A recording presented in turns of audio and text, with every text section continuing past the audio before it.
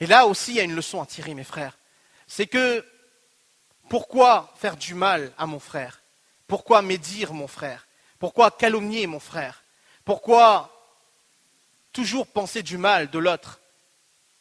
Qu'est-ce qui m'amène à ces états, si ce n'est la jalousie? Quel a été le premier péché commis sur terre qui a amené celui qui avait adoré Allah comme jamais avant quelqu'un ne l'avait adoré à désobéir à Allah, si ce n'est la jalousie? Et la pensée de la mort, constante cette pensée, va nous amener peut-être à faire un virage dans notre vie et à devenir quelqu'un de meilleur. Parce que nous avons un modèle extraordinaire en la personne de notre prophète, sallallahu alayhi wa sallam. Regardez, Rasulullah sallallahu alayhi wa sallam, dans la nuit où il va quitter Makkah, il va aller vers Medina al-Munawwara. On veut le tuer, on veut l'assassiner. Allah subhanahu wa ta'ala lui donne l'ordre de quitter Makkah. Et là, il passe devant la Kaaba et il voit le gardien de la Kaaba, Ousmane ibn Shaybi. Et il lui dit, donne-moi l'autorisation de faire 2 raka'at, 2 prières dans la Kaaba. Et il lui dit, mais jamais, tu ne peux même pas protéger ta vie et tu veux prier? Je ne te l'autoriserai jamais. Le prophète sallallahu alayhi wa sallam qui lui dit, qu'adviendra-t-il de toi au le jour où je serai à ta place et tu seras à ma place et que cette clé sera dans ma main? Et il lui dit, mais qu'est-ce que tu es en train de me dire? Aujourd'hui, tu ne peux même pas avoir de garantie sur ta vie, toi, et tu prétends qu'un jour tu auras la responsabilité de la Kaaba. Et lorsque le prophète sallallahu alayhi wa sallam revient et rentre à Makkah, victorieux, sans tuer une femme, sans violer une femme, sans qu'une maison ne soit brûlée, dans l'histoire de l'humanité, jamais on a vu un homme revenir, conquérir un endroit surtout où on l'avait expulsé, on avait voulu l'assassiner, et cet homme qui revient victorieux et qui est tellement humble qu'il courbe sa tête sur sa chamelle. Et le prophète sallallahu alayhi wa sallam se souvient de Ousmane ibn Shaybi, il dit appelez-lui.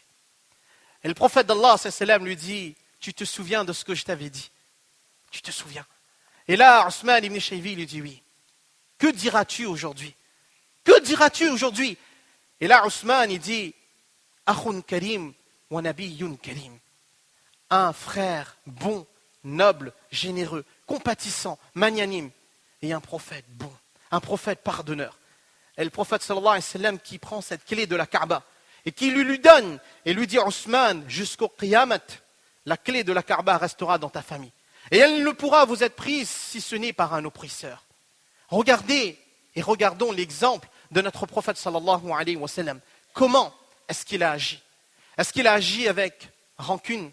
Est-ce qu'il s'est dit que cet homme, dans cette nuit où j'étais tellement triste, où je me suis retourné, j'ai regardé Makkah, je lui dis, Makkah, je t'aime. Si on ne m'avait pas obligé, jamais je n'aurais quitté cette cité. Jamais. Où le prophète sallallahu alayhi wa sallam est poursuivi, pourchassé. Et lorsqu'il revient, qu'est-ce qu'il dit? Je prendrai ma revanche. Il le lui donne, il lui fait un don. Et la mort, mes frères, est ce message que iman, avoir foi en Allah, c'est une chose. Mais avoir les qualités du iman, avoir les qualités de la foi, c'est une autre chose. Et il faut faire un effort pour cela. Il faut faire un effort pour cela. Et mes chers frères, tant que nous ne serons pas persuadés, que nous n'aurons pas cette certitude, cette conviction, que Allah subhanahu wa ta'ala nous a envoyés sur cette terre pour un temps, et que bientôt viendra le moment du retour vers Allah, nous ne pourrons pas et nous ne saurons pas nous consacrer et nous soumettre à Allah comme Allah subhanahu wa ta'ala il le veut. L'islam est une religion extraordinaire. Est une religion qui enseigne à l'homme dans chaque moment, dans chaque situation, comment réagir. Le prophète sallallahu alayhi wa sallam a perdu un fils, il s'appelait Ibrahim, radiyallahu anhu. Lorsque son fils décède, le prophète sallallahu alayhi wa sallam, il verse des larmes. Abdurrahman, radiyallahu anhu, lui dit, ô prophète d'Allah, toi aussi tu pleures? Toi aussi? Prophète? Et le prophète sallallahu alayhi wa sallam, qu'est-ce qu'il lui dit? Le prophète d'Allah sallallahu alayhi wa sallam lui dit, ce qui est interdit, c'est de se lamenter, c'est de se jeter par terre, de hurler, de crier une détresse. Mais verser des larmes n'est pas interdit.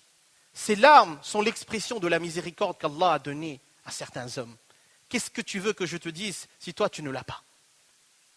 Mes chers frères, être triste dans un moment pareil, c'est tout à fait normal. Et nous devons être tristes. Lorsque nous perdons, il y a 1 an et demi de cela, j'étais à Maurice avec 1 ou 2 amis. À cette occasion, le président de la République de Maurice avait perdu son fils, Kassam Outim. Et nous sommes allés lui rendre visite. On l'avait reçu ici durant le centenaire du masjid de Saint-Denis. Et il nous a reçus. Et il m'a dit cette parole qui m'a marqué à vie.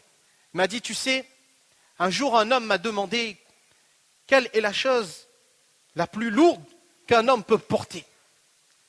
Il dit, sur le moment, je lui ai dit 100 kilos, 200 kilos. Il m'a dit non. La chose la plus difficile qu'un homme puisse porter, c'est le janaza de son fils, de son enfant. Il me dit, sur le moment, je n'avais pas compris. Il dit, aujourd'hui, je sais ce que c'est. Et mes frères, le prophète sallallahu alayhi wa sallam, à l'occasion de la mort du fils de Muaz ibn Jabal, radiyallahu anhu, le prophète sallallahu alayhi wa sallam a écrit une lettre à Muaz, radiyallahu anhu. Et c'est cette lettre-là que j'aimerais vous lire pour conclure, que comme le prophète sallallahu alayhi wa sallam s'est adressé à Muaz à l'occasion de la mort de son fils, que chacun d'entre nous, demain, nous pouvons perdre n'importe quelle personne qui nous est chère. Et comment réagir? Le prophète sallallahu alayhi wa sallam commence sa lettre et il dit « Assalamu alaykum ». Il n'y a aucun Dieu à part Allah et toutes les louanges reviennent à Allah. Qu'Allah te comble de ses faveurs à l'occasion de l'épreuve que tu traverses et t'accorde la patience et nous accorde la guidée de le remercier pour ses bienfaits. Tout ce que nous possédons est un don et un dépôt de la part d'Allah que nous profitons pour un temps défini. Et Allah reprendra ce dépôt au moment voulu. Il incombe à chaque être humain de remercier Allah quand il profite d'un bienfait et d'être patient quand Allah le lui reprend. Ton fils aussi est venu à toi comme un dépôt. Allah te l'a donné avec beaucoup de contentement et de joie. Et Allah te l'a repris en te promettant beaucoup de récompenses. Ô Muaz, ne te plains pas et ne te lamente pas. Il ne faudrait pas que cela anéantisse tes bonnes œuvres. En te lamentant, ton fils ne reviendra pas et ta peine ne sera pas amoindrie. Allège ta peine en pensant que demain, toi aussi, tu rejoindras ton fils. Donc, mes chers frères, dans un moment pareil, il est fondamental, il est important de savoir tirer des leçons. Et quelle meilleure leçon que aujourd'hui, en ce jour de Jumu'ah, en ce jour béni par Allah, en ce moment où, lorsque, entre les 2 khutbahs, les invocations que nous allons faire, Allah tabarak wa ta'ala, il accepte. Ou après la prière de Jumu'ah, ce que nous allons invoquer, Allah, il accepte. Lorsque le namaz janaza sera fait, combien de ni'mat, combien de bienfaits descendent de la part d'Allah subhanahu wa ta'ala, le maghfirat, insha'Allah, du défunt. Et, mes chers frères, c'est un moment opportun pour nous, pour revenir vers Allah. Parce que dans quelques jours commencera le mois de Rajab. Dans quelques jours commencera le mois de Rajab. Et ça fait bizarre de le dire, parce qu'on a l'impression que Eid c'était hier. On a l'impression que Eid c'était hier, et bientôt retentiront de nouveau les lectures du Coran durant le namaz de Tarawih. Le moment est venu. Et cette occasion-là, il faut savoir tirer les leçons, comme le disait Ali karramallahu wajha. Sachons retourner à Allah. Sachons nous montrer humbles devant Allah. Sachons demander le pardon à Allah en pardonnant nous aussi à ceux qui nous ont fait du mal. Que nous étions dans le vrai ou que nous étions dans le tort, sachons donner le pardon pour nous aussi mériter le pardon d'Allah subhanahu wa ta'ala. Allah tabarak wa ta'ala nous donne la compréhension de savoir tirer des leçons dans des moments pareils.